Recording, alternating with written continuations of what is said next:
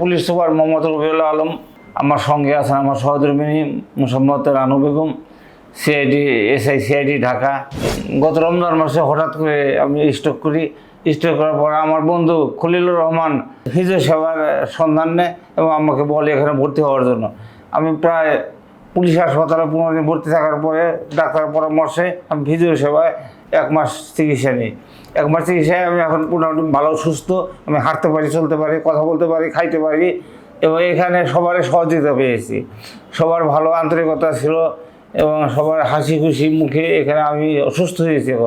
এখন আমি হেঁটে বাসা যেতে পারি এবং আমি প্রায় 1 মাস আমি সেবা নিয়েছি। সেবা নিয়ে আমি ভালো সুস্থ হয়েছি। সব কাজ তো একাই করতে পারি। এখানে হেঁটে আমি বাসা যেতে পারি এবং বাসা থেকে হেঁটে আবার এখানে আসতে পারি, খাইতে পারি, ঘুমাইতে পারি, আমার কোনো সমস্যা নাই। এবং এখানে সকল যারা এখানে সেবায় নিয়োজিত আছে তাদের আন্তরিকতায় আমি আছি পুরো সুস্থ। যারা এই চিকিৎসা আছে অসুস্থ আছে সবার এই সেবাটা নেওয়া উচিত। নিলে তাহলে ভালো হবে ইনশাআল্লাহ। সবার আন্তরিক ধন্যবাদ।